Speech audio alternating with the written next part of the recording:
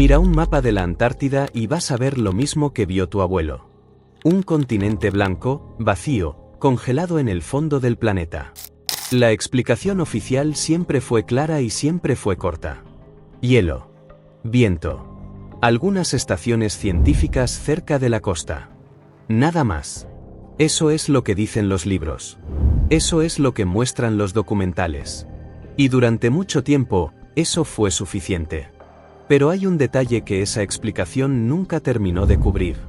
En el año 2022, un oficial retirado del Comando de Defensa Aeroespacial de Norteamérica murió en su casa, en silencio, sin entrevistas, sin titulares.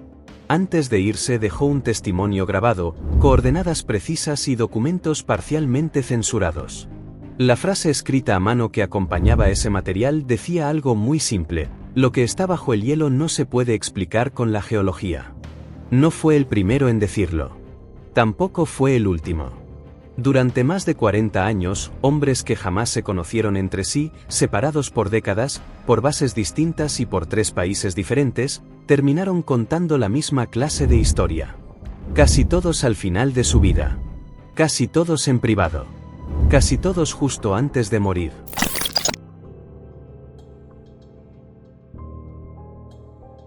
Lo que vas a escuchar en los próximos minutos es lo que ellos dijeron, lo que la ciencia ha empezado a confirmar en silencio, y porque la versión oficial de la Antártida puede no ser la versión completa. Si las historias que casi nadie se atreve a contar te generan curiosidad, quédate hasta el final. Lo que está enterrado en este continente no termina donde la mayoría cree que termina, y la última parte del vídeo cambia el sentido de todo lo anterior. Para entender por qué esta historia inquieta a tantos investigadores, primero hay que entender contra qué están luchando los testigos. La Antártida no es un lugar donde los recuerdos se inventan con facilidad. Es un continente del tamaño de Estados Unidos y México sumados. El hielo que lo cubre tiene en promedio 2 kilómetros con 100 metros de espesor, pero en algunas zonas alcanza casi 5 kilómetros. Los vientos pueden llegar a 300 kilómetros por hora. La temperatura registrada más baja de la historia humana, menos 89,2 grados centígrados, se midió allí, en la base soviética Vostok, en 1983. En esas condiciones, la piel expuesta se congela en menos de un minuto. Los equipos electrónicos fallan sin aviso. El sonido viaja distinto. Y sin embargo, durante 70 años, los gobiernos más poderosos del mundo han enviado misiones específicas hacia el interior del continente. No hacia las costas, donde están las estaciones científicas conocidas. Hacia el corazón del hielo, donde no hay nada que defender, nada que conquistar, nada que estudiar de forma evidente. Estados Unidos. La antigua Unión Soviética. Argentina. Reino Unido. Y, en las últimas 2 décadas, China. Cada una de esas misiones regresó con información clasificada. Cada una. Sin excepciones documentadas. Esa es la primera grieta en la historia oficial. Si bajo el hielo solo hay roca y agua antigua, ¿por qué la Antártida tiene más documentación clasificada por kilómetro cuadrado que la mayoría de las zonas de guerra del siglo XX? La pregunta nunca recibió respuesta pública. Pero hace casi 3 décadas, una periodista estadounidense empezó a recibir llamadas de hombres que sí tenían respuestas.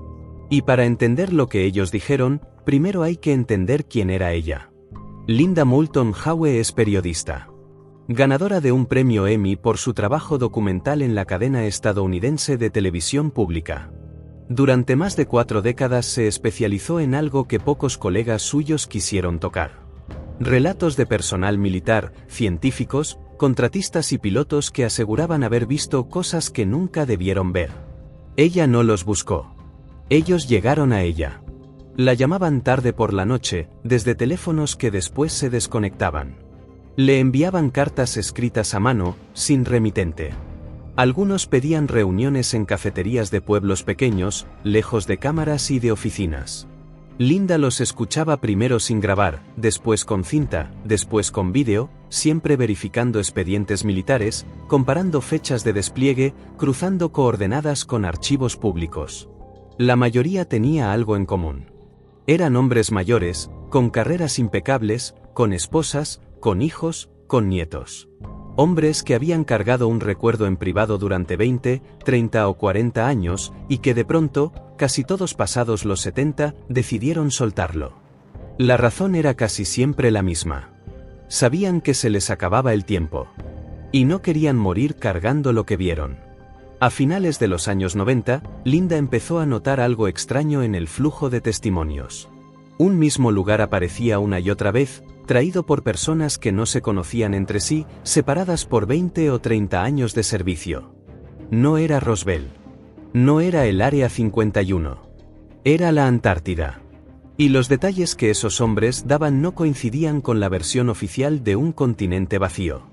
El primero llegó en 1998.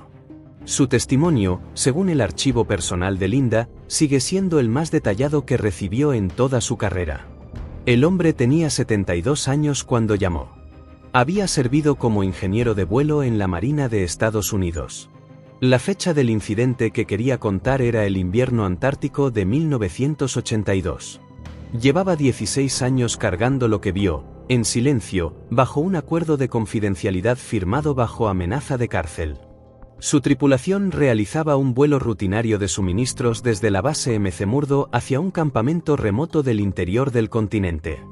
Una falla mecánica, según consta en el reporte parcialmente desclasificado al que Linda accedió años después, obligó al avión a un aterrizaje de emergencia sobre una cresta helada que no estaba en la ruta autorizada. Un lugar al que, oficialmente, ninguna aeronave estadounidense debería haber estado cerca. Mientras los demás miembros de la tripulación trabajaban contra el viento intentando reparar la aeronave, él miró hacia el otro lado de la cresta. Lo que vio, según testificó, no encajaba con el paisaje. Una superficie expuesta. Bordes rectos. Ángulos definidos. Una simetría que, según sus palabras exactas, ni la roca ni el hielo producen sin intención. El viento había arrastrado capas de hielo durante años, dejando descubierto algo que no parecía formado por el clima. Caminó unos metros más cerca. Estaba a punto de tomar una fotografía. Y la radio interrumpió. La orden fue inmediata. Abandonar la zona. Sin discusión. Sin explicación. Cuando regresaron a la base McMurdo, oficiales de inteligencia los esperaban en la pista. Cada miembro de la tripulación fue interrogado por separado, en habitaciones distintas, durante horas. Los registros de vuelo fueron retirados y reescritos. Cada uno firmó un acuerdo de confidencialidad de por vida. La instrucción final, según el ingeniero, fue una sola frase pronunciada por un oficial que nunca dio su nombre. Esto nunca ocurrió. Lo cumplió durante 16 años. Habló cuando entendió que el silencio podía sobrevivirlo. Murió 3 años después de su entrevista con Linda, sin que su testimonio se hubiera hecho público todavía.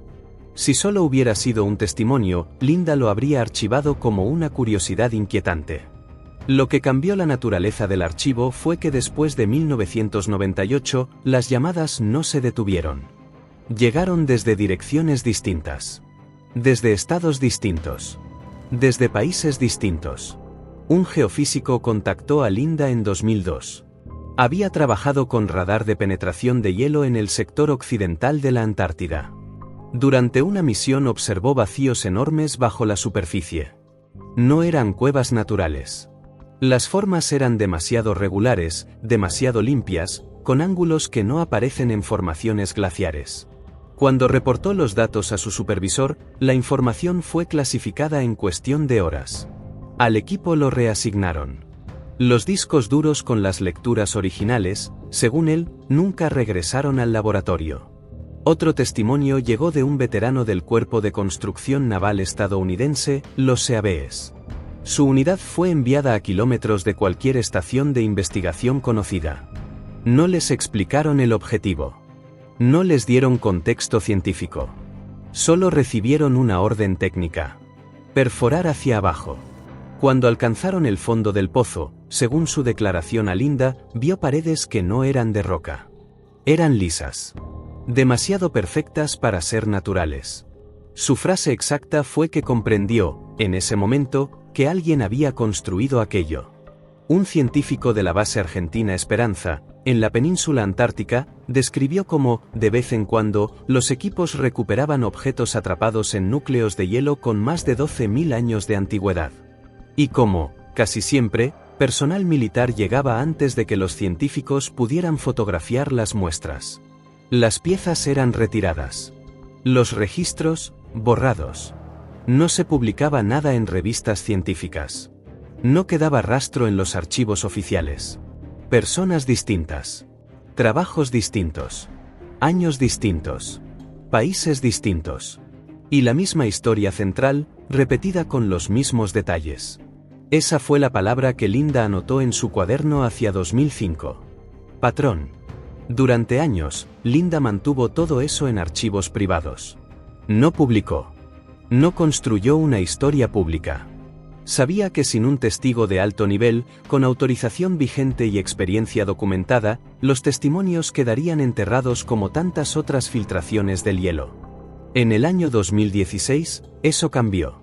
La contactó un oficial retirado del Comando de Defensa Aeroespacial de Norteamérica, NORAD, con autorización vigente para acceso a información clasificada de nivel superior. No habló en términos vagos. Habló con coordenadas. Habló con nombres de operaciones. Habló con fechas exactas. Según su testimonio, bajo la capa de hielo de la Antártida Occidental, a una profundidad aproximada de 3 kilómetros con 200 metros, existían estructuras de origen no natural. No formaciones rocosas. No cavidades por presión. No grietas por flujo glaciar. Estructuras con forma definida y, según él, más antiguas que el hielo que las cubría. Ese detalle es el que detuvo a Linda en seco. Si era cierto, significaba que esas formas existían antes de la última era glacial, hace más de 12.000 años. Pero también algo mucho más perturbador. Significaba que algunas podrían tener millones de años. Y aquí es donde la ciencia oficial, sin querer, le da soporte parcial al testimonio. Hace 50 a 90 millones de años, según los registros geológicos publicados por instituciones como el British Antarctic Survey y la Universidad de Cambridge, la Antártida no era un desierto helado. Tuvo bosques. Tuvo ríos. Tuvo un clima cálido. Eso no es teoría. Eso está confirmado por núcleos de sedimento extraídos en expediciones reales. La pregunta que el oficial dejó abierta, en la grabación que Linda conserva, es la que nadie ha querido responder en público. Si algo existió allí antes del hielo, ¿qué pasó con ello cuando el hielo se cerró encima? El oficial conectó esos testimonios con algo más antiguo. La Operación Igjump. Diciembre de 1946. 13 barcos de la Marina estadounidense. Más de 4.000 hombres bajo el mando del almirante Richard de Bell. Una de las operaciones polares más grandes de la historia militar moderna. Oficialmente, una misión de entrenamiento, prueba de equipos en clima extremo y mapeo del continente. La operación se canceló antes de tiempo, oficialmente por mal clima. Los archivos completos siguen parcialmente censurados 80 años después. Esa censura, por sí sola, no prueba nada. Pero abre una puerta que la versión oficial no ha sabido cerrar. El testimonio que más afectó a Linda no llegó del oficial de NORAD. Llegó 2 años después, en 2018, de un contratista militar especializado en perforación profunda. Su misión fue en 2003. Le dijeron solo 2 cosas. Que iba a perforar a través del hielo. Y que no debía hacer preguntas. El equipo perforó durante semanas. La profundidad final, según los documentos internos que el contratista entregó parcialmente, superó los 2,5 kilómetros. A medida que la luz de la superficie se fue reduciendo a un punto y luego desapareció por completo, las paredes del pozo dejaron de comportarse como hielo. La estructura cristalina, según sus palabras, se volvió más densa, más oscura, casi metálica al tacto. Y entonces, según su declaración grabada, el descenso terminó de forma abrupta. No hubo transición a roca. No hubo cueva natural. No hubo ablandamiento gradual. La perforación atravesó algo. Como una capa. Como un techo. Lo que encontró debajo era un espacio amplio, abierto, demasiado regular para ser una caverna. Las paredes estaban marcadas con patrones que se asemejaban a símbolos. No coincidían con ningún sistema de escritura conocido por su equipo. Algunos de los caracteres, según declaró, parecían repetirse en intervalos exactos, como si formaran parte de una inscripción, no de una decoración. Más adelante, dentro de ese espacio, había algo que él describió como una puerta. No tenía nivel de autorización para cruzarla. Solo personal con acceso superior pudo entrar. Vio a científicos y oficiales prepararse, atravesar el umbral y desaparecer del otro lado. Esperó afuera, con el resto del equipo de soporte, durante casi 6 horas. Cuando los demás regresaron, ninguno habló. Ninguno volvió a mirar a los ojos al equipo de perforación. Años más tarde, ya enfermo de cáncer en estado terminal, contactó a Linda. Su última frase, según la grabación, fue que la gente debía saber que se encontró algo allí abajo capaz de cambiar la historia. Murió 4 meses después. Y aquí es donde la historia se complica. Porque la ciencia tiene una respuesta para casi todo lo que estos hombres describieron. Y esa respuesta también merece ser escuchada con respeto.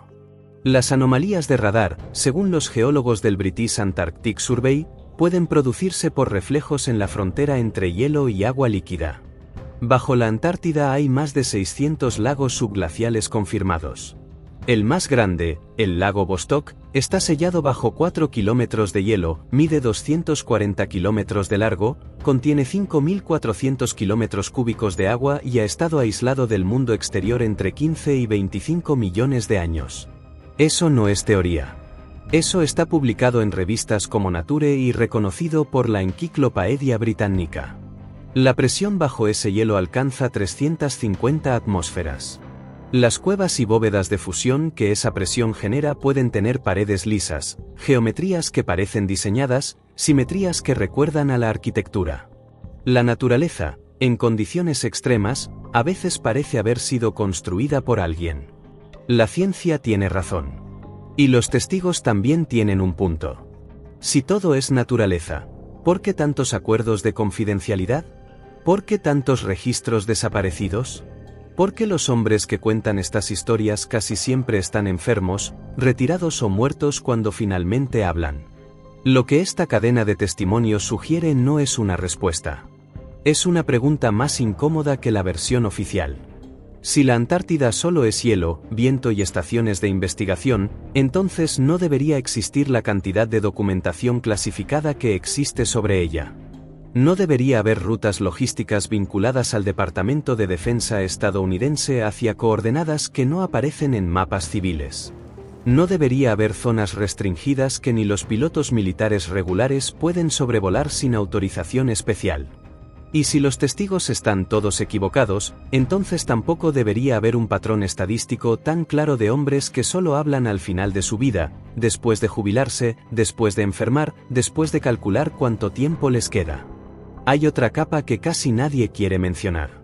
Las estructuras subglaciales descritas por los testigos, si fueran reales, no necesariamente tienen que ser de origen no humano. Hace 12.000 años, cuando terminó la última era glacial, ya existían civilizaciones en otras partes del planeta. Göbekli Tepe, en Turquía, tiene esa antigüedad y muestra ingeniería de piedra avanzada. Si una parte de la Antártida estuvo libre de hielo en ese periodo, lo que no está descartado por todos los modelos climáticos, entonces lo que pueda estar sepultado bajo el hielo actual podría no ser un misterio cósmico. Podría ser un capítulo perdido de la historia humana. Esa posibilidad, sola, ya sería suficiente para reescribir varios libros. Pero hay algo que ningún testimonio aclara. Y es la pregunta que Linda dejó deliberadamente sin responder en su informe. Si esto es cierto, ¿por qué exactamente los gobiernos prefirieron el silencio en lugar del anuncio histórico más grande de la era moderna? Hay teorías. Ninguna comprobada. Esa puerta, por ahora, queda abierta para otro vídeo. Linda Moulton Howe sigue viva. A finales de 2024 publicó parte de los testimonios reunidos durante 25 años en su sitio earthfiles.com, junto con coordenadas, documentos parcialmente desclasificados de la operación IJUMP y una lista resumida de los testigos que ya habían fallecido. La respuesta de los gobiernos involucrados fue, hasta el día de hoy, exactamente la misma. Sin confirmaciones. Sin negaciones. sin explicaciones. Solo silencio. Quizá ese silencio sea la respuesta. Quizá no haya nada bajo el hielo y todos estos hombres compartieron una alucinación organizada que duró 40 años, en 4 países, con coordenadas coincidentes, sin ninguna posibilidad de coordinación entre ellos. Quizá. Pero también es posible que la versión oficial nunca haya sido la versión completa, y que algo enterrado bajo 2 kilómetros de hielo lleve mucho tiempo esperando, no a ser encontrado, sino a ser comprendido. Antes de irte, hay una pregunta que vale la pena que te respondas a ti mismo, no a mí. Si tú hubieras visto, en el lugar más aislado de la Tierra, algo que no debía estar allí. Si te hubieran ordenado callar bajo amenaza durante el resto de tu vida. Y si supieras que una vez que mueras, tu testimonio muere contigo. ¿Esperarías al final, como ellos, para hablar? ¿O guardarías el secreto hasta tu última respiración, sabiendo que la historia se cerraría con tu silencio? Déjame tu respuesta abajo en los comentarios. Léela en serio antes de escribirla. Esa pregunta, en el fondo, no es sobre la Antártida. Y si historias como esta, las que casi nadie se atreve a contar completas, son las que te mantienen pensando después de cerrar el vídeo, suscríbete al canal y activa la campana de notificaciones. Hay testimonios reunidos en otras partes del mundo, igual de antiguos, igual de inquietantes, que todavía no se han contado aquí. Y voy a empezar a contarlos uno por uno. Nos vemos en el siguiente.